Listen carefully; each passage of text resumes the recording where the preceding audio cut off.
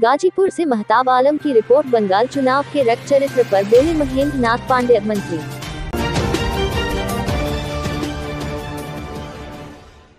खबर गाजीपुर से, जहां डॉक्टर महेंद्र नाथ पांडे कैबिनेट मंत्री भारत सरकार अपने गृह जनपद गाजीपुर के पैतृक गांव पखनपुरा गाजीपुर आए हुए थे। वहां कोविड नियमों के अंतर्गत वे कार्यकर्ताओं और पत्रकारों से मिले, समस्याएं सुनी। कांग्रेस को भटकी हुई पार्टी बताते हुए मंत्री ने किसान आंदोलन पर कहा कि आंदोलन में मसाज पार्लर चल रहे हैं, ऐसे आंदोलन तो कभी देखा ही नहीं। उन्होंने कहा कि किसानों को मंडियों के चक्रव्यूह से निकलना ही कृषि बिल का मकसद है। किसानों को जिद छोड़ देनी चाहिए। बंगाल चुनाव के रक्त चरित्र पर मंत्री बोले, भाजपा का कार्यकर्ता किसी भी बलिदान से डरेगा नहीं और बंगाल की जनता भाजपा के स्वागत के लिए तैयार है। बाइट महेंद्र नाथ पांडे मंत्री। कांग्रेस पार्टी बिल्कुल भटकी हुई पार्टी है।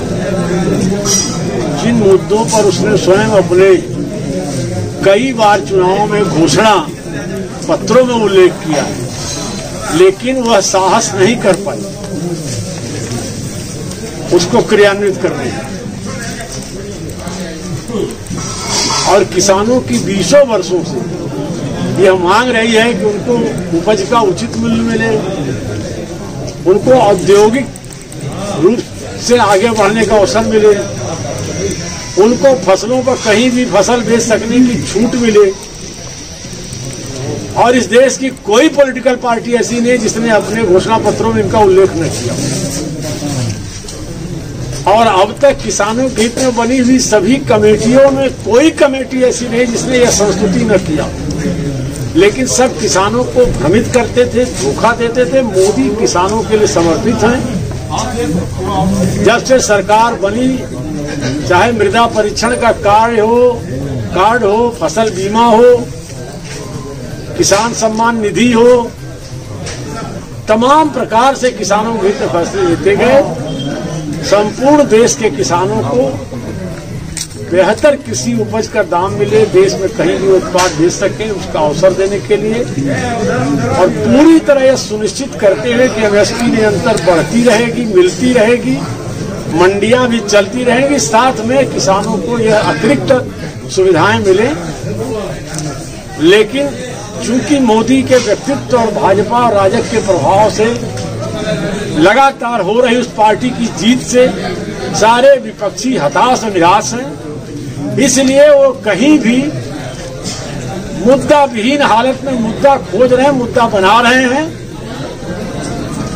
जनता और किसानों का समर्थन उन्हें नहीं है। क्या किसान आंदोलन और कल के मोदी जी की अपील के बाद मैं समझता हूं कि देश का और किसान जो थोड़ा बहुत दुविधा में होगा, वह भी अब मोदी की अपील पर बहुत सकारात्मक सोचना शुरू कर दिया होगा। और मुझे उम्मीद है कि आंदोलन के लोग भी निश्चित उस अपील पर गौर करेंगे। मंत्री जी, जो लोग आंदोलन कर रहे हैं वो क्या किसान नहीं है? क्या किसान तो निश्चित रूप से होंगे ना सर? नहीं, निश्चित है, लेकिन उसमें से कहीं न कहीं कुछ लोग भ्रम के शिकार हैं, उनको भ्रमित किया जा रहा है।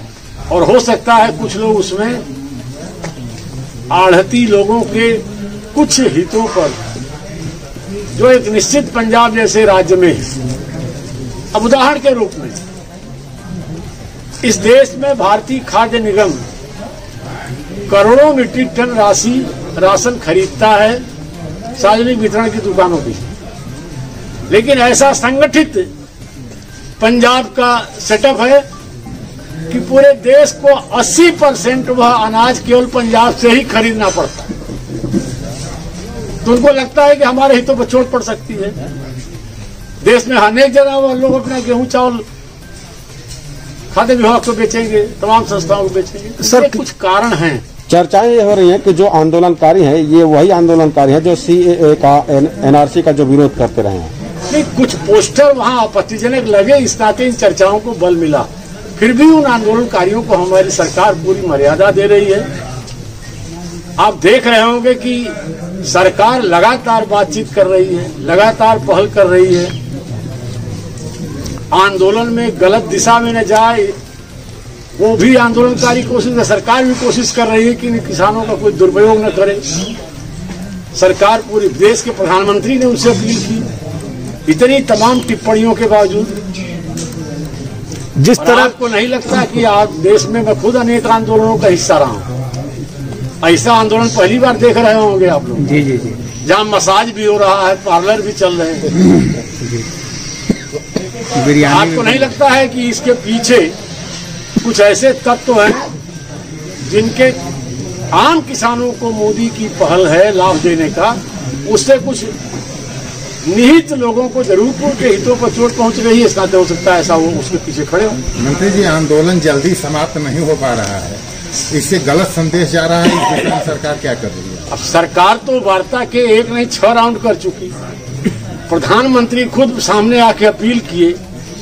उद्देश्य यही नहीं है कि आप सही समझें, और आज तक किसी देश में जिद पर कोई विषय का समाधान नहीं होता। महेंद्र नाथ पांडे सरकार कह रही है इसमें कि अड़ियल तर्क और तथ्यों, सरकार कहीं अड़ियल नहीं, सरकार कह रही है तर्क और तथ्यों के साथ आइए, जो संशोधन करना होगा उस पर हम तैयार हैं। लेकिन ये जिद करना है कि नहीं तीनों कानून रद्द करिए, तो संसद के इतने बहुमत से पारित कानून के पीछे क्या कोई तर्क नहीं है? महेंद्र नाथ पांडे एक किसान परिवार से हैं, गांव में हैं। आपको क्या लगता है कृषि बिल किसानों के हित में है? क्या कहना चाहेंगे? बिल्कुल किसानों के हित में है, किसानों के हित में है। और मैं पुनः स्पष्ट कर रहा हूं, आज 1-2 नहीं, जितने दल हैं इस देश के और जितनी किसानों की कमेटियां बनी है, सबकी संस्तुतियां हैं कि मंडी के चक्रव्यूह से किसानों को निकाला जाए। किसान विवश है मंडी के परिक्षेत्र में। 22 संशोधन की बात आ रही है, सरकार मान गई है 22 संशोधन। तो क्या सरकार हर उस तर्कपूर्ण बात को मानने को तैयार नहीं है। जिद पर वो लोग हैं क्योंकि उनके पीछे कुछ ऐसी संगठित ताकत है। क्या लगता है ये आंदोलन अंतहीन है? नहीं, निश्चित तौर से कल मोदी जी की अपील के बाद इस आंदोलन पर से जुड़े लोग सकारात्मक सोचेंगे, ऐसा मेरा विश्वास है। सर बंगाल चुनाव में जो रक्त चरित्र दिख रहा है, इस पे क्या कमेंट है? भारतीय जनता पार्टी के कार्यकर्ता किसी भी बलिदान और चुनौती के लिए तैयार हैं और बंगाल की जनता भाजपा के स्वागत और समर्थन के लिए तैयार है। सर एक लोकल सवाल, अभी एमएलसी का चुनाव है, पूर्वांचल को क्या शेयर मिलने वाला है? मैं शासकीय जिम्मेवारियों में हूँ, संगठन उचित निर्णय लेगा। ठीक है, थैंक यू सर।